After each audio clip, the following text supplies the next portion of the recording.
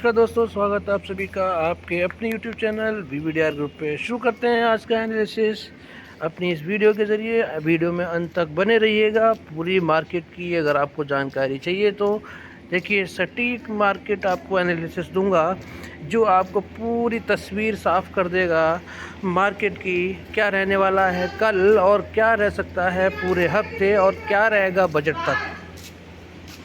तो अभी देखिए, हम बात कर रहे हैं निफ्टी की। तो निफ्टी को आप देख सकते हैं आज पॉजिटिव क्लोजिंग दी है 23,537.85 के मार्क पर। और कल मैंने आपको बोला था कि देखिए, मार्केट गैप डाउन खुलेगा, मार्केट नेगेटिव और रह सकता है। और मार्केट नेगेटिव रहा क्योंकि सारे फैक्टर्स क्या थे, नेगेटिव थे। क्या क्या फैक्टर्स मैंने बताए थे आपको? कमोडिटी मार्केट बताई थी, सिर्फ कमोडिटी मार्केट था जो पॉजिटिव था। हमारा जो इंडियन करेंसी था, डॉलर जो था वो नेगेटिव, वो डॉलर तेज़ी में ट्रेड कर रहा था, हमारी करेंसी कमज़ोर हो रही थी। और हमारे जो फॉरेक्स थे वो घट कर आए थे। और हमारे जो बॉन्ड मार्केट थे वो US बॉन्ड मार्केट वगैरह सब तेज़ी में थे। गोल्ड में तेज़ी थी, गोल्ड में गिरावट थी, लेकिन जो मेटल में वो तेज़ी थी। ये सारे फैक्टर्स जो थे वो नेगेटिव बता रहे थे। जो जो क्रूड ऑयल, ब्रेंट ऑयल था, वो सब का सब तेज़ी बनी हुई थी। यही रीज़न थे जिसकी वजह से क्या हुआ था, आज गैप डाउन ओपनिंग हुआ और अच्छा खासा गैप डाउन ओपनिंग हुआ। बिल्कुल वैसा ही होने को मिला जैसा मैंने बोला था। अब क्या रह सकता है कल के दिन और पूरे हफ्ते? देखिए, पूरे हफ्ते मैंने आपको बताया था कि मार्केट साइडवेज रहेगा। मार्केट में कमज़ोरी कोई नहीं है, लेकिन फॉरेक्स घटकर आए हैं, इसीलिए क्या रहेगा, साइडवेज रहेगा। लोग अगर मार्केट नीचे भी जाएगा तो वहाँ से रिकवर करता आएगा। दूसरा ये है कि हमारा जो बजट का टाइम शुरू हो चुका है, मीटिंग्स हो रही हैं। हमारी जो FM है, फाइनेंस मिनिस्टर हैं, मंत्री फाइनेंस मिनिस्टर निर्मला सीतारमण जी, वो अपनी अपनी मीटिंग्स को हेल्ड कर रही हैं, डिफरेंट सेक्टर्स पे बात कर रही हैं। और मिडिल क्लास के लिए पूरा फोकस है इस बार, और जो रिटेल इन्वेस्टर्स हैं उनके लिए पूरा जोर है। इसीलिए क्या है, इस बार का जो बजट है वो बहुत शानदार आने वाला है। 2.11 लाख करोड़ का जो डिविडेंड है वो RBI सरकार को देने वाली है। 2 चेक ऑलरेडी पहुंच चुके हैं। तो इससे क्या होगा, इससे हमारा जो बजट है बहुत शानदार आने वाला है। और बजट शानदार आएगा तो मार्केट ऊपर जाएगा। फंड की कोई कमी नहीं है, मैं आपको फिर बोल रहा हूँ। इसीलिए जो बेस्ट स्टॉक्स हैं उनमें इन्वेस्ट करके बैठ जाइए, क्योंकि कौन से दिन मार्केट गैप अप हो जाएगा अच्छे अकाउंट से, अच्छे अमाउंट से, और शेयर्स बहुत ज़्यादा तेज़ी में आ जाएंगे, आपको पता भी नहीं चलेगा। इसीलिए 40-60 वाले फार्मूले से आप इन्वेस्ट करके बैठ जाइए। मार्केट जहाँ जा रहा है जाने दीजिए। 40-60 वाला फार्मूला लेकिन याद रखिएगा। ये फार्मूला ऐसा है कि अगर आप इस फार्मूले के हिसाब से इन्वेस्ट करेंगे तो आप कभी भी पेन में नहीं रहेंगे, कभी भी चिंता में नहीं रहेंगे, आप कभी भी लॉस में नहीं रहेंगे और ज़्यादा से ज़्यादा प्रॉफिट में रहेंगे। ये है 40-60 वाला फार्मूला। तो हमारा जो कल जो कमोडिटी मार्केट था वहाँ से थोड़ा सा हमें सपोर्ट मिल रहा था, जिसकी वजह से क्या हुआ, हमारी मार्केट ने रिकवर किया। GDP, इकॉनमी, इन्फ्लेशन, फॉरेक्स सब शानदार थे। मैंने आपको यही बोला था कि फॉरेक्स घटकर ज़रूर आए हैं हमारे $3 बिलियन, लेकिन हम फॉरेक्स अभी भी एक अच्छे लेवल पे बैठे हुए हैं, $650 बिलियन के ऊपर बैठे हुए हैं, जिसकी वजह से क्या है, मार्केट में नेगेटिविटी नहीं है। मार्केट हमारी कंट्री की, हमारे भारत देश की जो अर्थव्यवस्था है वो मजबूत है। इसीलिए हमारा मार्केट बार बार बाउंस बैक करता है, गिरावट होती भी है तो उठ जाता है।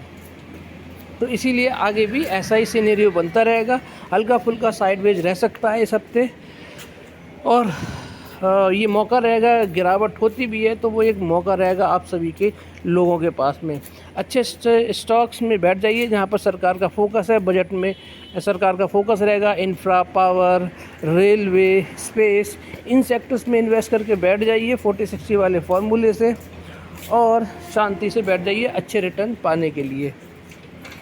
तो निफ्टी ने जो क्लोजिंग दी है 23,537 पे क्लोजिंग दी है, और निफ्टी बैंक ने मामूली तेज़ी यानी फ्लैट क्लोजिंग दी है 42 पॉइंट की तेज़ी के साथ में। भाई पे इंडेक्स देखेंगे तो आप देख लीजिए कि 14 पर पहुंच गया है। इसी की वजह से थोड़ी सी मार्केट में नेगेटिविटी देखने को मिल रही है। वहीं पे आपको डाउ जोन्स अगर मैं आपको दिखाऊं, डाउ जोन्स अमेरिकी जो मार्केट है, डाउ जोन्स में देखिए तो एक अच्छी खासी तेज़ी देखने को मिल रही है 334 पॉइंट की। ये कल हमारी मार्केट को हेल्प कर सकता है, कल ऊपरी लेवल पे अगर सस्टेन हो जाता है तो। वहीं पे एक तो क्या है, डाउ जोन्स के सेंटीमेंट हमें पॉजिटिव देखने को मिल रहे हैं, और वहीं पे अगर FII DII की बाइंग आ जाती है तो मार्केट ऊपर सस्टेन कर जाएगा। नहीं तो फिर क्या होगा, सेल ऑन राइज की स्ट्रेटजी देखने को मिल सकती है। देखिए IT के स्टॉक्स में कोई तेज़ी नहीं है, तो ये IT का जो स्टॉक है हमारी निफ्टी को नीचे खींचने की कोशिश करेगा। वहीं पे डाउ जोन्स है वो थोड़ी मजबूती लाने की कोशिश करेगा। तो 23,537 पे निफ्टी ने क्लोजिंग दी है। वहीं पे आप इसकी डे की रेंज देखेंगे निफ्टी की, तो कहाँ से कहाँ रहा। देखिए मैंने गैप डाउन के लिए बोला था, तो आप देखिए यहाँ पर ये आपको क्लियर पिक्चर देगा। 23,501 की प्रीवियस क्लोज था फ्राइडे को, और जो ओपनिंग हुई है 23,382 पर ओपनिंग हुई है। ज़बरदस्त, यानी कि 100 पॉइंट से ज़्यादा की गैप डाउन के साथ में हमारी ओपनिंग देखने को मिली है। और उसके बाद में मार्केट ने रिकवर किया, और रिकवर होने के बाद में पॉजिटिव क्लोजिंग दी है, और जो आज हाई लगाया 23,558 का हाई लगाया है। और फिर से मैं आपको बोल रहा हूँ कि 23,500 के ऊपर निफ्टी ने क्लोजिंग दी है। अब मैं आपको बताता हूँ कल क्या हो सकता है। देखिए 23,535 पे मैंने आपको बताया था कि निफ्टी ने क्लोजिंग दी है। नहीं, फिर गिफ्ट निफ्टी देखिए 75 पॉइंट की तेज़ी के साथ में ट्रेड कर रहा है, यानी कि 23,611 पे। तो यहाँ से देखा जाए तो हमारा कल गैप अप हो सकता है मार्केट, और गैप अप हो सकता है और गैप अप होगा भी, क्योंकि आप देख सकते हैं 23,535, 537 देख लीजिए, और 23,600 गिफ्ट निफ्टी को देखेंगे तो कितना हो जाएगा। आप डिफरेंस लगा सकते हैं आप कि 31, यानी कि 20 और 4 24, लगभग 80 पॉइंट की तेज़ी के साथ में जो सेंटीमेंट अभी के हिसाब से बन रहे हैं कि 80 पॉइंट के गैप अप के साथ में मार्केट गैप अप हो सकता है। तो 80 पॉइंट के अगर गैप अप होता है तो मार्केट कहाँ खुलना चाहिए, 23,537 में 80 पॉइंट जोड़ लीजिए, तो लगभग 23,610 या 620 के बीच में कल हमारा गिफ्ट निफ्टी ओपन होना चाहिए। अब बात करते हैं बाकी सेंटीमेंट की, यानी कि कमोडिटी मार्केट की। तो कमोडिटी मार्केट में देखिए गोल्ड में तेज़ी देखने को मिल रही है, ये नेगेटिव सेंटीमेंट है। मेटल में गिरावट देखने को मिल रही है, ये थोड़ा सा अच्छा है। लेकिन ये चिंता वाली बात यहाँ पर आ गई है कि आप देखिए कि जो क्रूड ऑयल है वो $80 के ऊपर ट्रेड कर रहा है, $81 पे पहुँच चुका है, और 1.11% की तेज़ी के साथ में ट्रेड कर रहा है। तो यहाँ से हमें थोड़ा नेगेटिव सेंटीमेंट देखने को मिल रहे हैं। तो ये क्या करेगा, हमारी निफ्टी में क्या करेगा, प्रेशर क्रिएट करने का काम कर सकता है। वहीं पे अगर हम अपने करेंसी, इंडियन करेंसी और डॉलर को देखें, तो डॉलर में देखिए हल्की सी गिरावट आई है, और गिरावट आने के बाद में 83.5 के नीचे ट्रेड कर रहा है, यानी कि हमारी करेंसी रिकवर कर रही है और करेंसी में मजबूती देखने को मिल रही है। तो ये एक फैक्टर क्या है हमारे लिए कल के लिए पॉजिटिव है। तो 2 फैक्टर हमारे लिए पॉजिटिव हो चुके हैं। एक तो डाउ जोन्स ग्रीन में ट्रेड कर रहा है 0.8% की तेज़ी के साथ में, और प्लस हमारा रुपया मजबूत हो रहा है। नेगेटिव क्या है, कमोडिटी मार्केट से नेगेटिव सेंटीमेंट हमें देखने को मिल रहे हैं। और तो 3 पॉइंट हो गए एक तरह से। एक तो क्या है, गिफ्ट निफ्टी हमारी पॉजिटिव ट्रेड कर रही है, डाउ जोन्स पॉजिटिव ट्रेड कर रहा है, और हमारा रुपया रिकवर कर रहा है, यानी कि रुपये में मजबूती बनती हुई दिखाई दे रही थी। 3 पॉइंट हैं जो हमारी मार्केट के लिए कल के लिए पॉजिटिव हैं, और वहीं पे एक कमोडिटी मार्केट का पॉइंट नेगेटिव है। तो यानी कि 2 पॉइंट हमारे लिए पॉजिटिव देखने को मिल रहे हैं। तो अब यहाँ पर अगर आप देखेंगे क्रिप्टो करेंसी को, तो क्रिप्टो करेंसी देखिए पूरी तरह से क्रैश देखने को मिल रहा है। आप देख सकती हैं बिटकॉइन में देखिए 5.5% की गिरावट है, 5.6% की इथेरियम में है, कार्डोना में देखिए 4.4% की, लगभग 4.25% की, 4.5% के आसपास, 3.31, ये सोलोना, डोजे कॉइन, इस सब में देखिए शिबा इनू में 0.6% की गिरावट देखने को मिल रही है। तो ये क्या है, क्रिप्टो करेंसी की तरफ नेगेटिव हो गया। तो 3 पॉइंट पॉजिटिव थे हमारे और 2 पॉइंट अब नेगेटिव हो चुके हैं, तो हमारा 1 पॉइंट अभी पॉजिटिव बचा है। वहीं पे अगर हम बॉन्ड यील्ड की तरफ देखें तो बॉन्ड यील्ड में आप देखिए कि बॉन्ड यील्ड 10 ईयर, 30 ईयर और 2 ईयर, ये सब क्या है, ग्रीन में ट्रेड कर रहे हैं, प्लस में ट्रेड कर रहे हैं। तो ये देखिए हल्का सा नेगेटिव सेंटीमेंट है। और वहीं पे अगर हमारे जो देखेंगे हमारे इंडिया के 10 ईयर और 2 ईयर बॉन्ड यील्ड देखेंगे तो ये फ्लैट क्लोज होते हुए दिखाई दे रहे हैं। तो यहाँ से हल्का सा नेगेटिव सेंटीमेंट है। तीन हमारे सेंटीमेंट नेगेटिव हो गए, 3 सेंटीमेंट पॉजिटिव हो गए। अब चौथा सेंटीमेंट के बारे में देखते हैं, FII DII का डेटा। तो DII को देखेंगे तो 11,251 करोड़ की खरीदारी करके 12,071 करोड़ की इन्होंने खरीदारी की है। तो नेट जो निकल के आ रहा है 820 करोड़ की बिकवाली करके गए हैं। वहीं पे FII को अगर आप देखेंगे तो 13,720 करोड़ की इन्होंने खरीदारी की थी, 14,374 करोड़ की बिकवाली की है। तो नेट जो निकल के आ रहा है 653 करोड़ की हमारी FII भी बिकवाली करके गए हैं। तो दोनों का अगर हम नेट निकालें FII DII का दोनों का, तो 800, 600, 1474 करोड़ की बिकवाली करके गए हैं। तो ये भी एक नेगेटिव सेंटीमेंट है। तो अब ओवरऑल एनालिसिस अगर हम देखें तो क्या निकल के आ रहा है, तो एनालिसिस निकल के आ रहा है कि नेगेटिव सेंटीमेंट ज़्यादा है और पॉजिटिव सेंटीमेंट कम है। तो गैप अप अगर होगा हमारा मार्केट, तो अगर गैप अप मार्केट हमारा ओपन होता है तो उसके बाद में ऊपर के लेवल से दबाव बढ़ सकता है और बिकवाली आ सकती है। अगर कल FII DII खरीदारी कर देते हैं तो कल मार्केट में तेज़ी बन सकते हैं। और हमारा जो डॉलर जो मैंने बताया था आपको, ये देखिए ये जो डॉलर है, डॉलर अगर नीचे आता है और या फिर यहीं पे सस्टेन रहता है तो फिर हमारी मार्केट में कल तेज़ी बन सकती है। अदरवाइज़ ऊपर के लेवल से गैप अप के बाद में मार्केट में बिकवाली आ सकती है और एक कंसोलिडेशन जोन में मार्केट रह सकता है।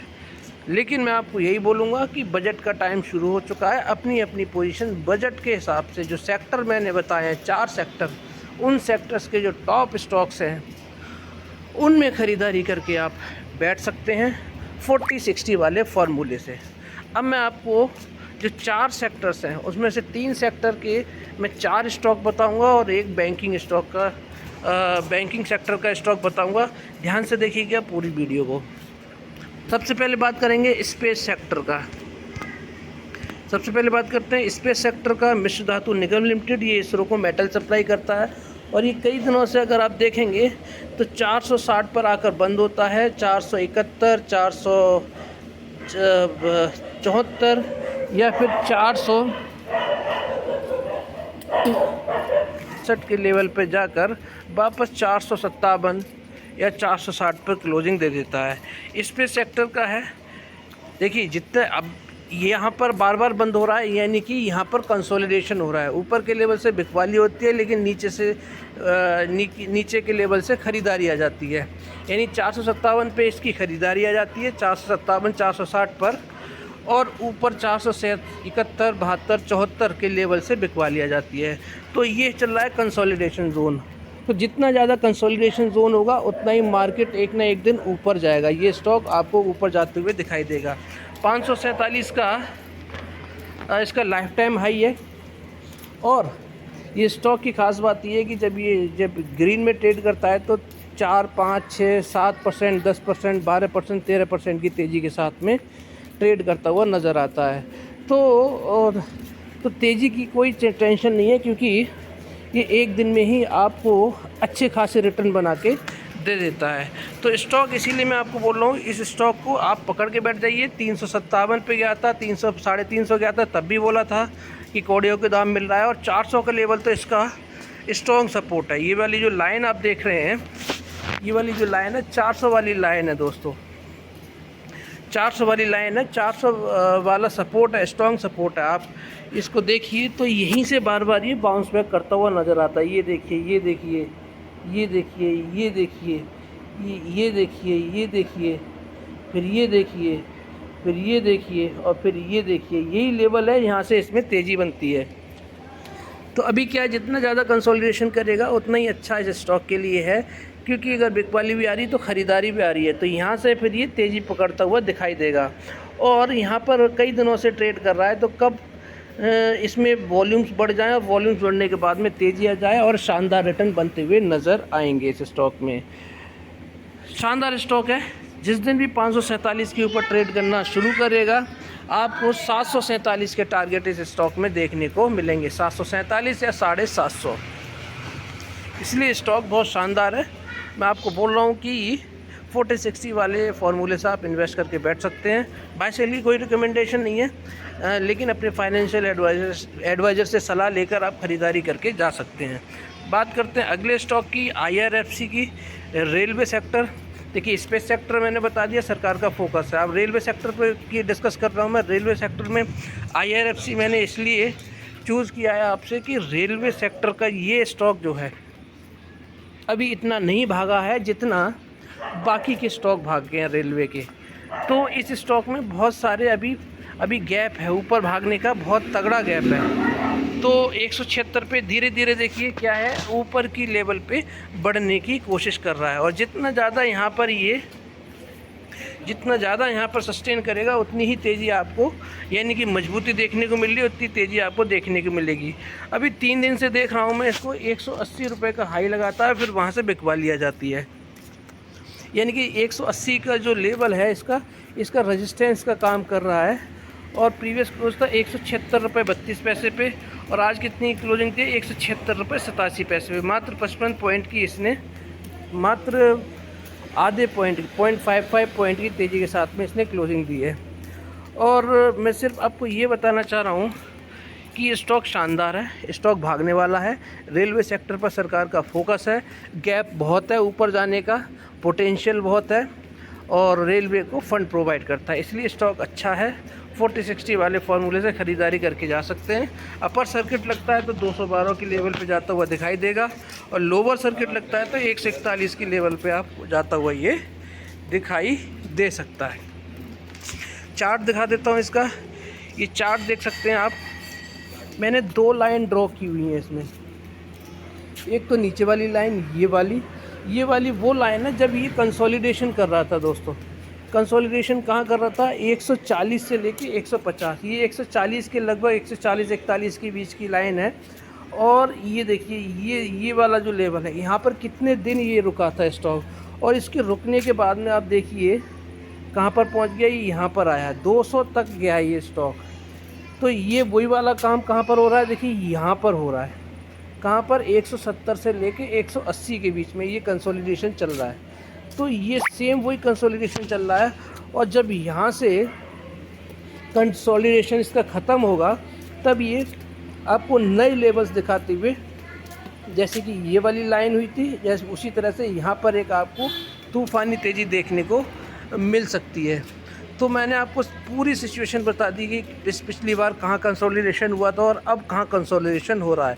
सरकार का फोकस है, नए नए अनाउंसमेंट होंगे रेलवे सेक्टर के लिए, इसीलिए तेज़ी आनी लाजमी है। अब 180 के लेवल को जैसे ही तोड़ता है ये स्टॉक, तो आपको कहाँ जाता हुआ दिखाई देगा, 185, 192 या 95, 195, और फिर 200, और 200 के ऊपर जैसे ही सस्टेन करेगा 250 रुपये के टारगेट इसमें शानदार आपको टारगेट देखने को मिल रहे हैं। और ये टारगेट अचीव होने हैं इस स्टॉक के, ये कंफर्म है, क्योंकि रेलवे का अनाउंसमेंट ज़रूर होगा, इसीलिए स्टॉक बहुत अच्छा है। 40-60 वाले फार्मूले से ख़रीदारी करके बैठ सकते हैं। 140 के लेवल पर मैंने बार बार बोला था कि कंसोलिडेशन हो रहा है, ख़रीदारी करके जाना चाहिए। जिसने ख़रीदारी की होगी वो आज अच्छे खासे प्रॉफिट में बैठा होगा। बात करते हैं अगले स्टॉक की, टाटा पावर की। टाटा पावर अदानी पावर से कंपेयर करिए इसको, आपको लगभग 300 रुपये सस्ता मिल रहा है, डिस्काउंटेड प्राइस में मिल रहा है। जितना नीचे आपको मिले, ये एक मौका है आप सभी के लिए। 438 का प्रीवियस क्लोज था, अभी क्लोजिंग कहाँ दी है 435 पे। हाई लगाया था इसने 439 रुपये 50 पैसे पे, और इसका जो लाइफ टाइम हाई है वो कितना है 464 रुपये है। तो ज़्यादा कोई दूरी नहीं है इसमें, लगभग 29-30 रुपये की दूरी है, जो कि अगर आप देखेंगे तो एक दिन के अपर सर्किट में ये नए लाइफ टाइम हाई भी लग सकते हैं और इसके ऊपर भी जाता हुआ दिखाई दे सकता है। तो कोई बड़ा गैप नहीं है। और मैं आपको इसका चार्ट दिखाता हूँ। देखिए मैंने ये 2-3 लाइनें खींच रखी हैं। ये 424 का देखिए सपोर्ट है, यहाँ पर कितना सपोर्ट है, यहाँ पर देखिए यहाँ पर सपोर्ट का काम हुआ है। ये यहाँ पर एक सेकेंड, ये वाला लेवल है, ये वाला लेवल है। एक सेकेंड, काम नहीं कर रहा है ये, एक सेकेंड, ये फिर से आपको ड्रॉ करता हूँ। देखिए ये वाला 424 का है, यहाँ पर इसने काफ़ी कंसोलिडेशन किया है। तो जो मैक्सिमम ये गिरने के चांसेस हैं वो 424-23 तक के जा सकता है, 420 तक जा सकता है, और वहाँ से फिर इसको बाउंस बैक ही करना है। देखिए ये जो 424 वाला जो लाइन है, इसके बाद कितनी तेज़ी आई है, नया लाइफ टाइम आई इसी तेज़ी के बाद में लगा है। और इसके बाद में 435 का ये दूसरी लाइन है, ये कहाँ की है 435 वाली लाइन है। तो 435 पे अभी ट्रेड कर रहा है, ये इसी वाली लाइन पे कंसोलिडेट करता हुआ नज़र आ रहा है। ये देखिए ये यहाँ पे कंसोलिडेशन है इस वाली लाइन के बीच में, ये 435 से लेकर 440 के बीच में है। और वहीं पे आप देखेंगे तो अभी क्या हुआ है, ये रुका हुआ है स्टॉक, यहीं पे देखिए यहीं पे ये अभी रुका हुआ है इन्हीं लेवल्स पे। तो अगर यहाँ से गिरावट आती है तो 424 पे ख़रीदारी करने का इसका पूरा बनता है, ख़रीदारी करके जाना चाहिए 40-60 वाले फार्मूले से। स्टॉक बहुत बेहतरीन है, मल्टीपल बिजनेस में ट्रेड करता है, इसीलिए ये पावर सेक्टर है, पावर सेक्टर पर सरकार का फोकस भी है। बात करते हैं बैंकिंग सेक्टर की, जिसका नाम है आरबीएल बैंक। बहुत ही स्ट्रॉन्ग शेयर है, अभी पिछले कुछ टाइम से बहुत स्ट्रॉन्ग बन चुका है ये, और जो लेवल मैंने आपको बताए हैं उन्हीं लेवल्स पे ये ट्रेड करता हुआ नज़र आता है। अभी 247 से लेके 257 की रेंज में फिर से आ चुका है, ये एक फिर से मौका दे दिया है इसने ख़रीदारी करने का, और 257 से लेके 257 के ऊपर ट्रेड करेगा तो 267 के बीच में ट्रेड करेगा, कंसोलिडेट करेगा, और 267 के ऊपर जैसे ही सस्टेन करना शुरू करेगा 277 के बाद में 285, 90 और 300 के टारगेट कवर करते हुए दिखाई देगा। आज इसने हाई लगाया 261 का, और 263 पे प्रीवियस क्लोज था, 252 का लो लगाया। जो मैंने आपको जो लेवल्स बताए हैं उसी के बीच में कंसोलिडेट करता हुआ नज़र आ रहा है। आप इसका चार्ट देख लीजिए, ये बार बार ये देखिए, ये वाला लेवल है, ये वाला लेवल है, ये वाला लेवल है, कितना इसने यहाँ पे कंसोलिडेशन किया है। तो जितना ज़्यादा कंसोलिडेशन होगा उतनी ज़्यादा तेज़ी आपको देखने को मिलेगी। ये 280 का जो लेवल है वो इसका स्ट्रॉन्ग रेजिस्टेंस है। जिस दिन भी 277 के ऊपर ट्रेड करेगा आपको 300 के आसपास जाता हुआ ये स्टॉक दिखाई देगा। इसीलिए स्टॉक बहुत शानदार है, बजट के पहले ख़रीदारी करके जा सकते हैं 40-60 वाले फार्मूले से। अब बात करते हैं पांचवें और आखिरी स्टॉक की, यानी कि PIGL की। पावर सेक्टर का स्टॉक है, सरकार का पावर सेक्टर पर फोकस है।